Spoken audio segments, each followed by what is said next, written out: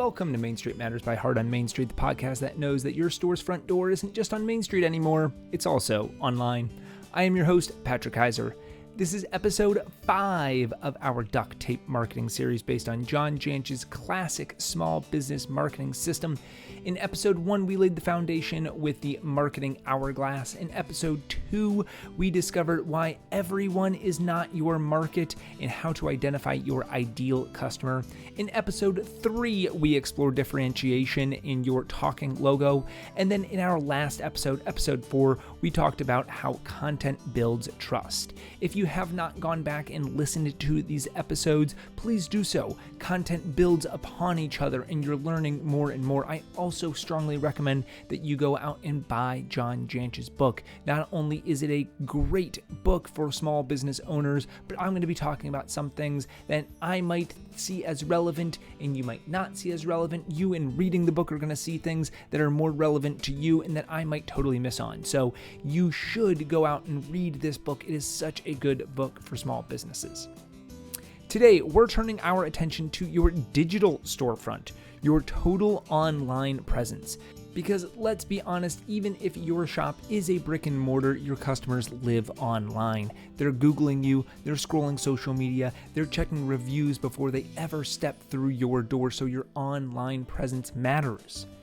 As Jantsch puts it, today the customer's journey begins long before someone meets you in person. It begins online.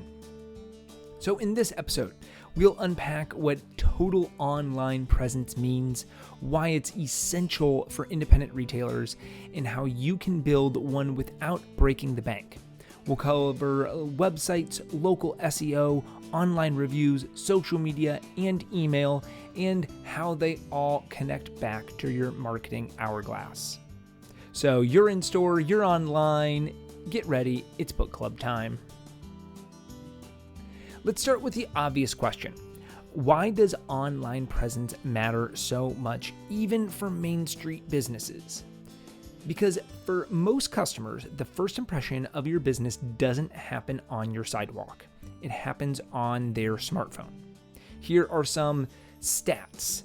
Over 80% of consumers search online before making a purchase, even if they plan to buy in store. Let that blow your mind for a second. 4 out of 5 people are searching online, even if they want to go buy it in store. They're going to be searching online first. That is a crazy stat that is growing and growing. Nearly 90% read online reviews before visiting a local business. Think about your own experiences. If you're going to go to an auto mechanic, you're going to go to anywhere, you're looking at those reviews, seeing if it's a trusted business, seeing if other people like it, seeing if their food is good, if they're as advertised, whatever the case, you're reading those reviews. And if your store can't be found online, many potential customers will assume you don't exist. They will assume that your business isn't actually there, or that you went out of business, or that if they can't find you online, they won't know about you. That's the reality. Your digital storefront is just as important as your physical storefront nowadays. Jantsch explains it this way. A total online presence is the foundation of being found, being trusted, and being considered. For independent retailers, this is actually good news. You don't need a Madison Avenue ad agency. You don't need the fanciest website. You just need to be present and consistent where your customers already are. Think about it this way. Your physical storefront has windows, displays, signage, and a front door. Your digital storefront is the exact same. Your website is the front door. Your Google listing and reviews are your signage. Your social media is the window display. Your email list is like having the conversations that you have inside your store. If your digital storefront is welcoming, clear, and trustworthy, people will step in. If it's confusing, outdated, or invisible, they're going to walk right on by you online, and maybe even then go to the dreaded Amazon. John Jantsch describes online presence as a hub and spokes model. The hub is your website. It is the one place that you own and control. Social media platforms may come and go, algorithms are going to change, something could happen and your whole profile just disappears. But your website is your home base. The spokes are everything else. That's your Google business profile, your social media platforms, online reviews, local directories, email newsletters. The hub and spokes must work together. Social media should drive people back to your website. Reviews should validate what your site says. Emails should deepen the relationship. In Jantsch's advice, every road should lead back to your website. For independent retailers, this means your goal isn't just to post on Instagram for likes or to collect reviews for bragging rights. It's to create a connected system that moves people through the marketing hourglass. See how this all kind of builds on each other episode after episode. So let's break down the key parts of your online presence and how they strengthen each one. So your website, or the hub, it's your digital front door. It doesn't need to be complicated, but it does need to be clear. Some essentials for retailers: a homepage with a clear talking logo. So remember back to episode 3 when we talked about talking logos. Who do you serve? What do you sell? And why does it matter? It needs store info, your address, your phone number, hours, a map to show where you are. Don't hide those. I cannot tell you how many websites I have gone to where I don't know where they are. I don't know when they're open. I cannot find this information. Do they exist as a brick and mortar? Are they operating out of someone's house? I don't know because it's not listed on the site. Products, even if you don't sell them online, and I know a lot of retailers have decided to not do that, and that's perfectly fine. That it's a whole nother thing to develop and maintain to have your products online, but you still need to let people know what products you do sell. Showcase your best sellers or showcase the categories that you sell so people know what products they can expect to find when they are in your store. An about page. Tell your story. People connect with other people. They want to know who you are, who the owner is, why you started the store. Talk about your family life. That's okay to do. That your store was inspired by your 2 children and it's named after them. Whatever your story is, people like to know that. You need a contact page. Make it easy for people to reach you. They don't have to guess at your email address or use your phone number to call you and then get to you. Have a contact page. In a mobile-friendly design. Think about it this way. Most people are going to be looking at either through social media or the website through their phone. While we think about a website maybe being more laptop, PC based, a lot of that is transitioning to phones and people will be finding it through their phone. And that's a different construction. Your website versus a mobile-friendly site. It's not the same setup. So you need to look at what is going to make it mobile-friendly as well. Some mistakes to avoid having on your website is outdated information. Saying something about your holiday hours in 2018 when it's, well, maybe not the holidays yet and certainly not 2018 anymore. You do need to go through and audit your website to make sure it has updated information. If your hours change, make sure it reflects that. Another mistake is walls of text without any photos. It you get that too long, didn't read. I'm not going to be reading all of that. It's just too much information. Give me some pictures. Give me something that I can look at. Retail is fantastic because it is so visual. Lean into that visual element. And then not having a call to action. Tell people what you want to do, what you want them to do while they're on your site. Come visit us today. Shop now if you have that online presence where you can buy things through your site. But tell them what you want to do and why the website is there. Remember, your website doesn't have to be fancy.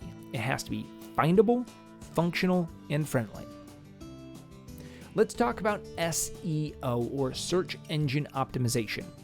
Heart on Main Street, we conducted a fantastic webinar with Samantha Connor of the Boutique Hub just a couple months ago talking about SEO and not only what SEO is, how to drive your SEO, but also SEO mistakes that people make. So if you want a lot more information about search engine optimization, go check it out through our website, heartonmainstreet.org. I know it sounds technical, search engine optimization, but for retailers, it mostly means local SEO, helping your shop show up whenever someone in your area searches gift shop near me or boutique near me or whatever. You want your store to appear at the top of that list. So a couple quick steps. You can claim and optimize your Google business profile. That allows you to add photos, correct any information that might be wrong that's listed out there, and you can always then update if your hours change or if your phone number changes or if you move to a different address. You can update and add in what categories of products that you sell. So if people are looking for a dress for going out tonight, your store will pop up. You can also edit your hours and add in any links that you want. Once you've done all this, you can use keywords naturally on your site like boutique in your town's name, handmade gifts in your region, and that will bring that up when people are searching for those things. And then you can get backlinks from local organizations, your Chamber of Commerce, your Main Street associations, local blogs. Backlinks help boost your SEO so that when people are searching for those things, you appear higher up on the list. Jantsch says if you want to win locally, you must be visible locally. Another step in building your online presence is online reviews. Reviews are today's version of referrals. People trust strangers online almost as much as they trust your friends, which is crazy, but just because some random on the internet wrote something, people are going to believe it, whether it's good or bad. So, some tips. Ask happy customers to directly leave a review. Ask them straight up. Be like, hey, would you mind leaving a review of your experience in our store? It's really going to help us. Make it easy with QR codes at checkout. You can have a QR code printed and have them go directly to an area where they can leave a review. And then also respond to your reviews. Thank the positives and then address the negatives politely. Make sure that you're not going viral on the internet for being combative. If you really need help, you can ask AI to write something friendly and composed for you so that you don't get all flustered and mad while writing it. And then don't panic over the occasional bad review. A mix of reviews looks authentic. Having 500 reviews and a 5.0 rating where no one has ever rated you badly or said anything below 5 stars doesn't seem authentic or real. I kind of start thinking that maybe it's a whole bunch of bots that are responding. Having the occasional 3-4 star is okay as long as the overall rating stays high. What matters is how you respond to those and trying to make it up to the customers that did have a negative experience. Another step in building your online profile is social media. Social media isn't about being everywhere, it's about being where your ideal customer spends time. If you serve younger customers, focus on Instagram and TikTok. If your customers are older, Facebook might be a better channel for you. LinkedIn can work for B2B retailers and wholesalers.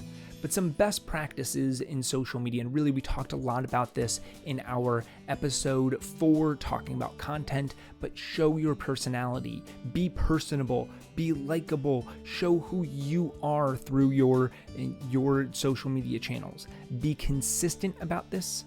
Mix up content types so you can talk about the products that you have, you can talk about staff stories, about events that are coming up, about your community, lots of different content ideas, but keep it fresh, keep it new, have something different for your watchers to keep them entertained. And then always link back to your hub, your website. Tell people to go check out your website. Have links to your website. Have a link tree that has the link back to your website. Make sure you're always directing back to your website. And then the last part of building your online presence is having a good email list. email might feel old school, but it's still one of the highest ROI marketing tools. And why? Because this is one other thing that you can actually own. Algorithms cannot take away the list of emails that you have. It cannot all of a sudden change and drop you down to the bottom of the list when people are searching for things, or take away your Instagram profile. Your email list is yours. So some ideas for retailers: monthly newsletters with events that you're having, tips for maybe how to use your products or how to decorate something differently, and then feature products that you want people to come in and look for and buy. You could also do "we miss you" emails for people that haven't bought in maybe 6 months, or set some time period, but let them know that you're thinking about them, that you want them to come back into your store. And then you could also offer exclusive VIP offers for your customers. Something that if they're a repeat customer, if they spent a certain amount of dollars per year at your store, that they get something exclusive just for them. Jantsch reminds us the money is in the list. For independent retailers, the list is often the difference between steady sales and seasonal slumps. So let's go back to our marketing hourglass and connect this all through. So the first part of the marketing hourglass is know, K-N-O-W, or kind of that awareness. So this comes in with your social media, your SEO, and local directories that are helping you become more visible. So social posts and website designs show your personality and allow people to connect with you and like you. Trust, in this instance, we're looking at reviews, testimonials, and educational content that can help build credibility. For try, you can give free resources, event signups, or first-time customer coupons that are available online or that through emails. Buy, so smooth e-commerce checkout, if that's an option that you tend to go with. You could also have clear in-store directions. The next step of the marketing hourglass is repeat, so email newsletters and retargeting ads for your customers. And then the last part, refer. So easy to share links, social hashtags, and referral programs all help people refer your business to others. Your digital storefront isn't separate from the marketing hourglass. It's how people move through it. So a couple things that we can do this week to let you take practical steps towards building your online presence. So step number 1, Google yourself. Type in your store name and your town into Google and see just what comes up. Is your info correct? Well, if not, then you need to update or even claim your Google business profile immediately. You want that information to be correct. You don't want someone showing up at 6 o'clock when you closed at 5 and them thinking, well, they're never open. Every time I go, they're always closed. Review your website. Pretend that you're a first-time visitor. Can you instantly tell what you sell, where you're located, and why you're different from other stores? If not, fix one of those things this week. And then send out an email. If you haven't emailed your customers in a while, send one this week. Keep it simple. Here are 3 things happening in our shop this month, and just fill them in. Keep you front of mind for their shopping. And remember, your digital storefront is never finished. It's a living, breathing part of your business. So start small, improve steadily, and stay consistent. And that's it for episode 5 of our Duct Tape Marketing series. Today we explored your digital storefront, your total online presence, and how websites, SEO, reviews, social media, and email all work together as part of your marketing hourglass. In the next episode, we will talk about referrals on purpose. We'll explore how to stop leaving referrals to chance and instead build systems that make word of mouth more reliable for a growth engine for your store. If you found today's episode helpful, please share it with another retailer who's struggling to get their digital storefront in order. And if you're listening on Apple Podcasts or Spotify, please leave a quick review. It helps us reach more Main Street businesses like you. You can find more resources, webinars, and a whole lot more about what we do at www.heartonmainstreet.org. So until next time, stay safe, shop local, and keep your heart on Main Street. This episode was written, produced, researched, and edited by me, Patrick Keiser, with a very special thanks to John Jantsch and his book, Duct Tape Marketing. For more information about Heart on Main Street, you can visit www.heartonmainstreet.org. Thanks. Bye.